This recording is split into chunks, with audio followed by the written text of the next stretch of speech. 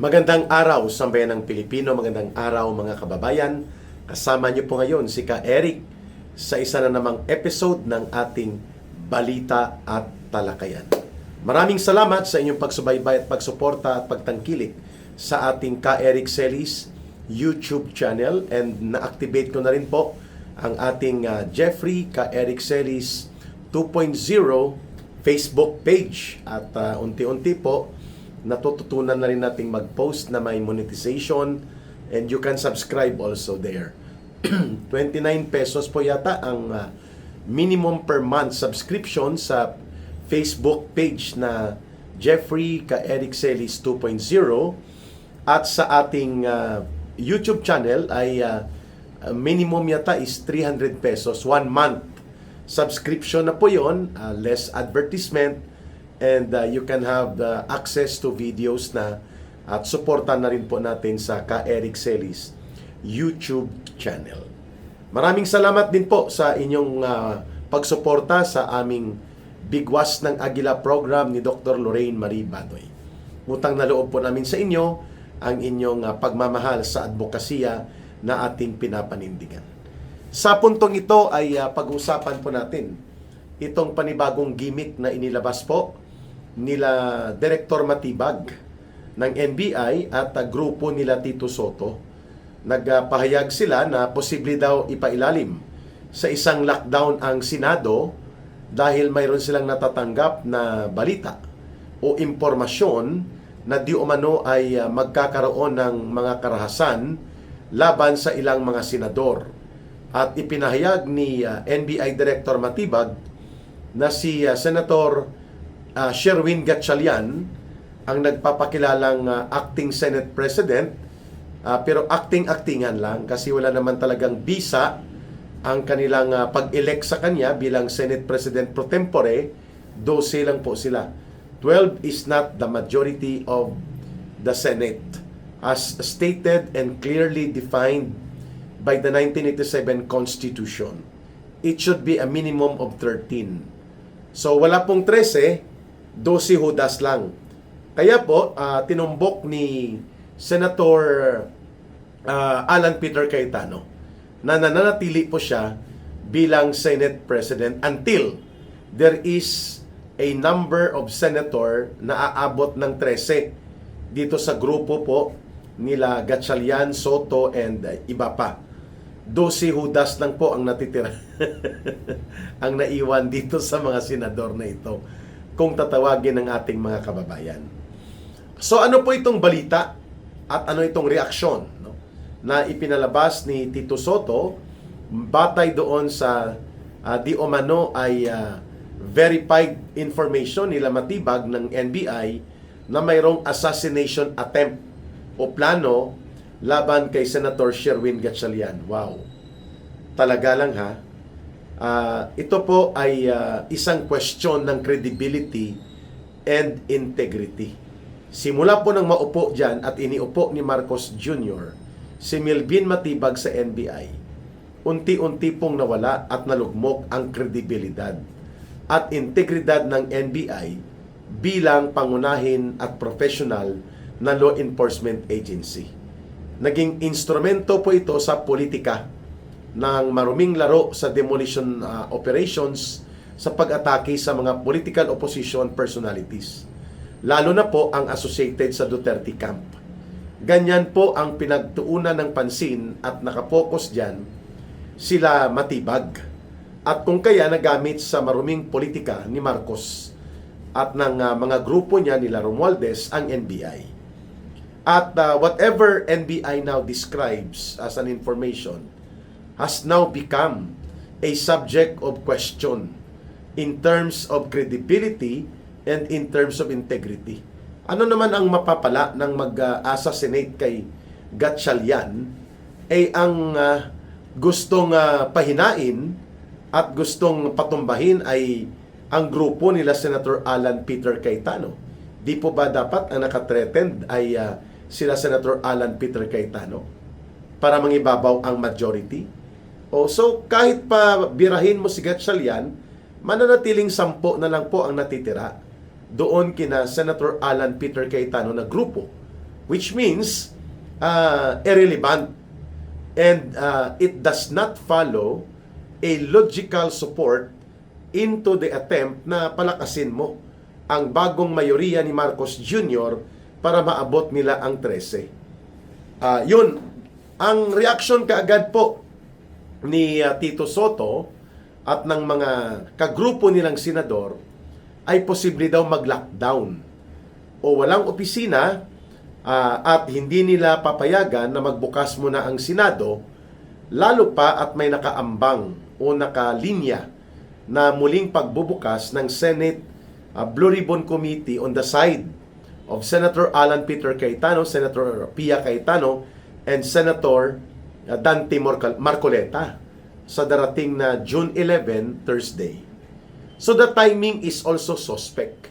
Magdududa ka rin po sa timing ng inilabas na pahayag o report ng NBI.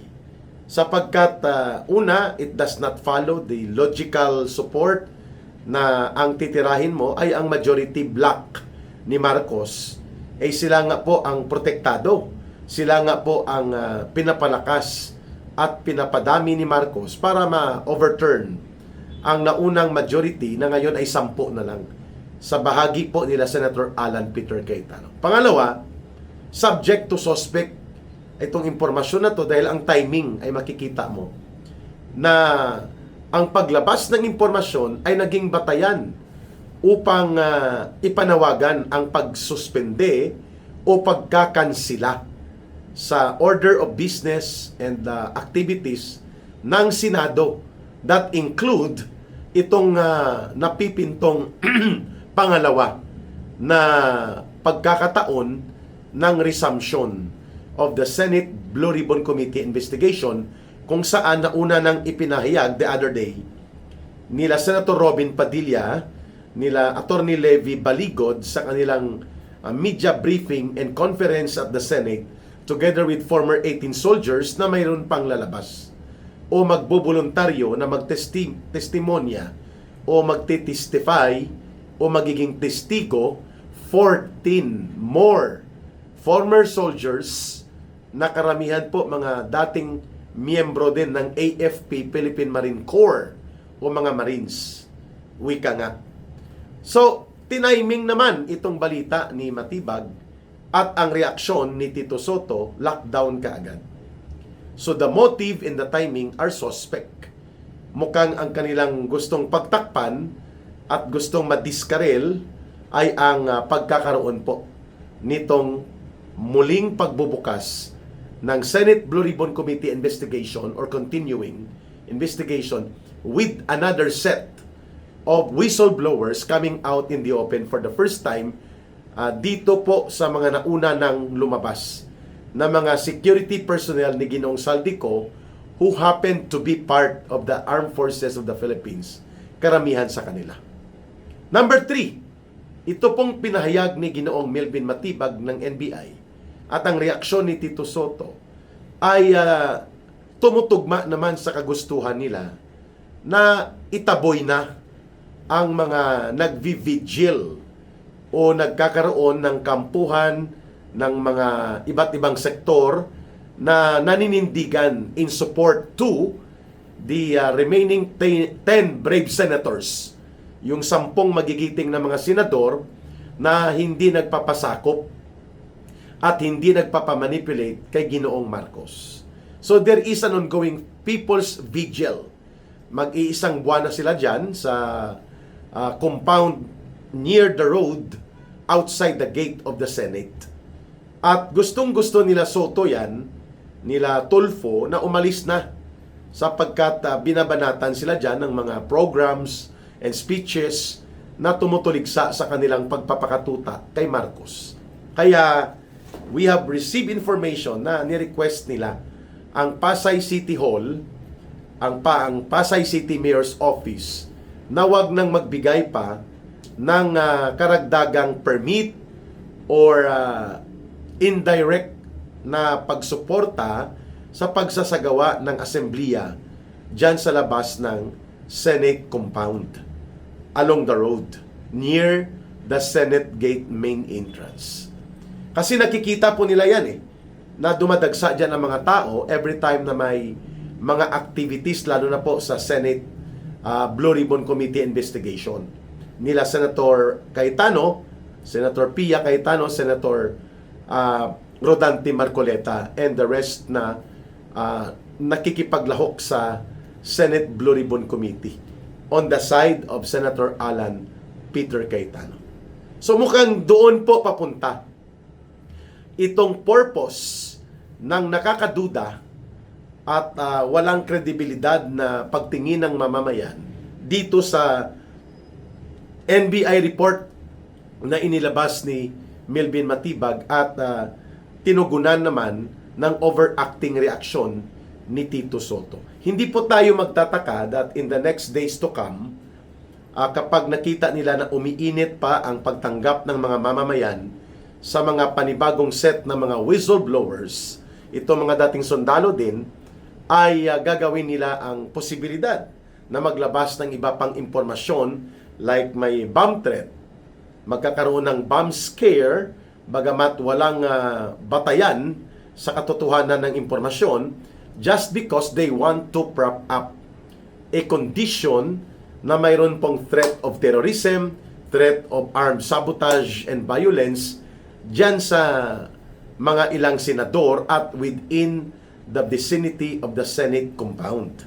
Thereby, mapipilitan po ang PNP to justify yung paglalansag o ang pagbubuwag nitong People's Vigil o People's Camp dyan sa labas ng kalsada sa harap ng Senado.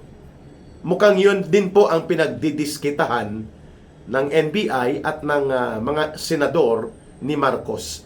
Nasasaktan sila sa mga pahayag at mga pananalita na ginagawa po ng mga mamamayan na nagtitipon-tipon dyan everyday upang magsagawa ng kanilang malayang pananalita at malayang pagpapahayag at mapayapa na pagtitipon or public assembly for the redress of their grievances.